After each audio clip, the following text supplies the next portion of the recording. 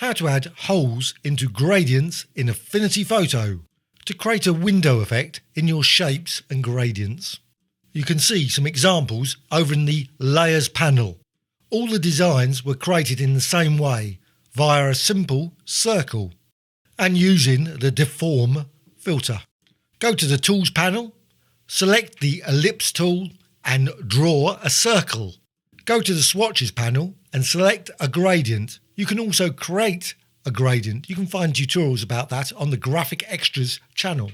Go to the Filters menu, Distort and Deform. The panel will appear along with an assistant saying about the rasterization. Set the constraint to Similarity and use Split View.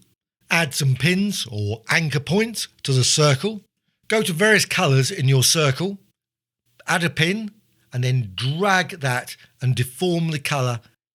In the split view you can see the result. Repeat this, adding pins to the circle and just dragging across and distort the colours in all kinds of ways. Depends of course on the circle and the swatch you've used. Drag the pins close to each other. You can then create some very colourful blobs of colour throughout your image.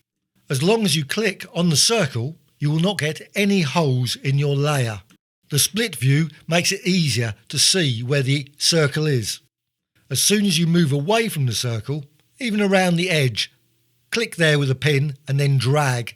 You will then see a hole appear in your design. Repeat this and create multiple holes in your image. You can also make the holes blend into each other as well. You can add as many holes as you would like to your layer.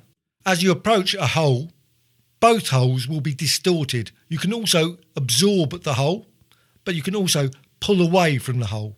You can create all kinds of mottled designs using this approach. You can always go back to the circle and add additional pins and then drag those to distort the image even more. It is also a great way of making certain the layer edge doesn't pull away from the document edge. All kinds of window designs can be generated.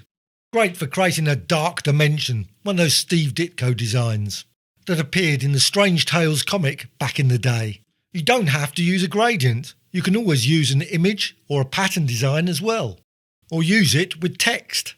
Once you're happy with your design, click Apply. So you've now got your design, your layer. As a layer, you can use blending modes to combine them with the underlying layers. So go to the Layers panel, set the blending mode to Lighten, Difference, Darken, Multiply, etc. As you run through them, you can see the different colourful designs you can generate. Go to the bottom of the Layers panel, click the FX to add layer effects such as bevels, 3D, blurs, shadows, etc. The outer shadow is particularly effective with those holes. You can also apply filters to your layer such as procedural texture, equations, etc. I'm going to use the mirror feature. Filter menu, distort and mirror. The colour as well as the holes are mirrored. You can use this to create all kinds of beautiful colourful holed layers and still see the underlying layers. You can interactively control the origin point of your mirror. You can also change the number of mirrors as well as the input and also output. I'm not going to touch the output.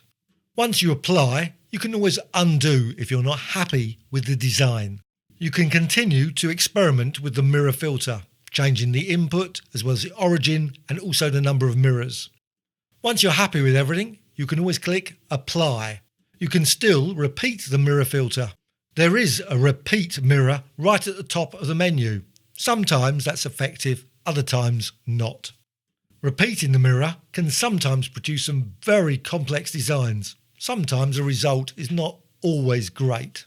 You can always change the background as well, the background layers.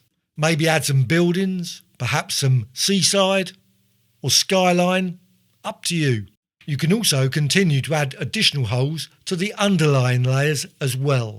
Once you're happy with the mirror effect, always remember to click Apply. I hope you have found this tutorial of interest. I'm always adding new tutorials about Affinity Photo all the time. Please subscribe to the Graphic Extras channel. Also, please add some comments, as well as a dislike or like.